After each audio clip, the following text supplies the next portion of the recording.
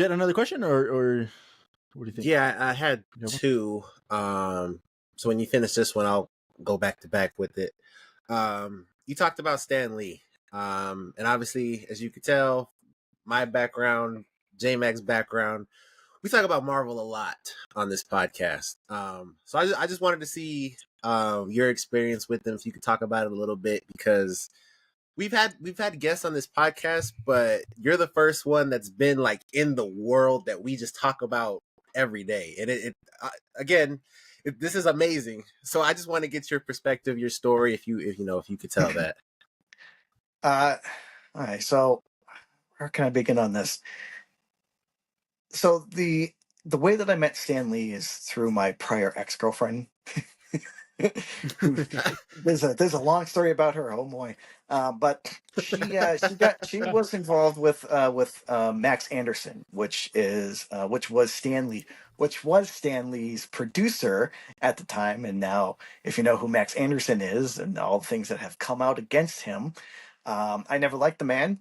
I thought the first time I ever met him, I thought he was a crook, and the way that he treated Stan was absolutely disrespectful.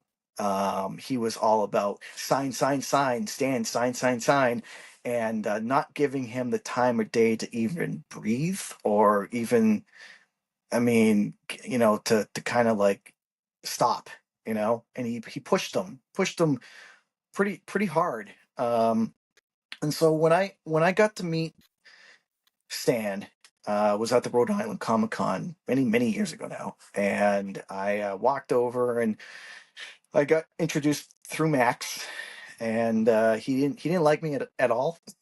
The first moment I shook his hand, he was like, oh, so you're dating the girl that I always wanted to date, that never gave me 2 cents of a day, and I was like, yeah, well, yeah, that's my girlfriend.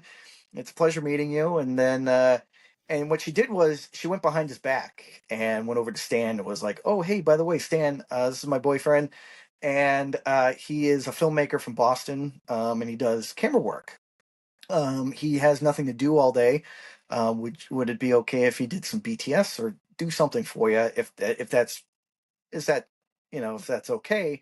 And she didn't want to take up any of his time because he was, of course, signing stuff for all his fans.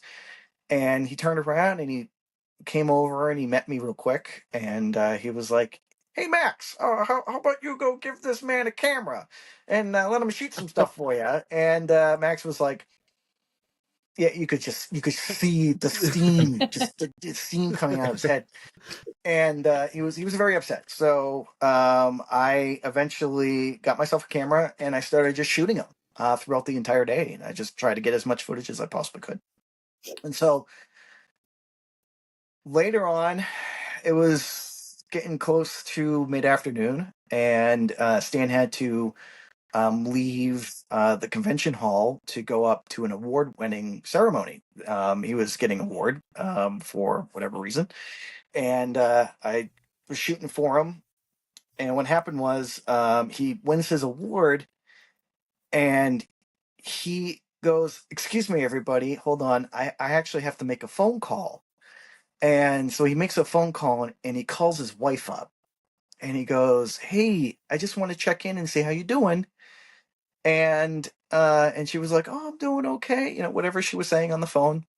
And he hung up and he goes, I just want to let everyone know I call my wife on the hour, every hour, just to make sure she was okay, because at the time she was having dementia, and no one, he wasn't going to say anything about it, and so what he was doing was he was making sure that she was okay and seeing if she was watching something or just trying to be there for her. And so he would call his wife almost every hour on the hour, just to see like how she was doing, and if he forgot to call her, she would call him.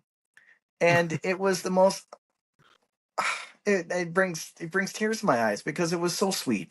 And he loved his wife all the ways to the very end, and so Stan got off the stage, and he was extremely exhausted, and he kind of needed a moment.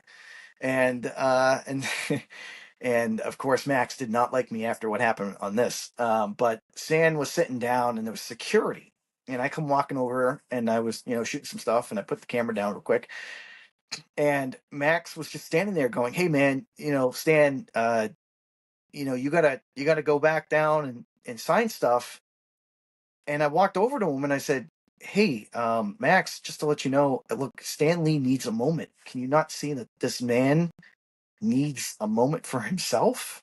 Like, can you back the fuck off? Pardon my French, but can you back off?" You're fine. And he got in my face and he goes, "I don't know who you are, but I'm the producer. I can do whatever I want. You are nobody, And I said, "No, Max, I am someone. I'm standing here and I'm looking at a fragile man that needs some water, and he needs a moment to rest. And if you keep badgering him to death, I'm going to get security, and they're going to remove you from his presence." And that's what happened. I did. I went over, I grabbed water, I came back, told security, "Hey, you need to remove him for a moment." And I went over and I gave him water. I gave Stan Lee water, and Stan, and this is what Stan's, I will always remember it.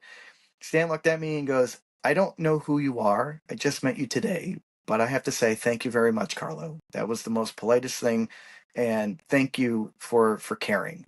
And then he put his hand on my shoulder and he goes, "Excelsior, Carlo, Excelsior." And Wow. it Wow. was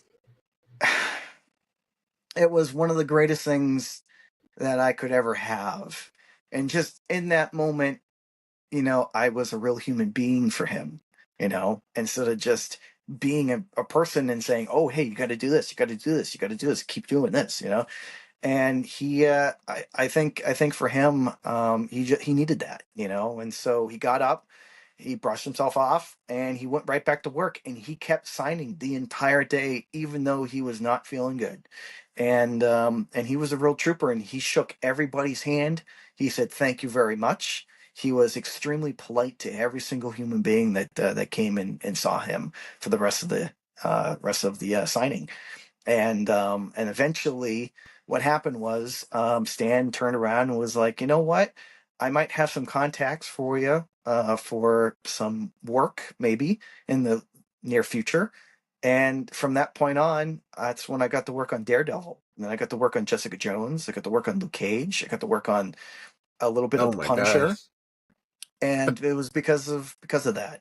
And then I got to work with him again as his BTS guy. Every time he would come back down to the Rhode Island Comic Con, I would be shooting there. I would be on site shooting for him. And it was one of the greatest things ever. And That's awesome.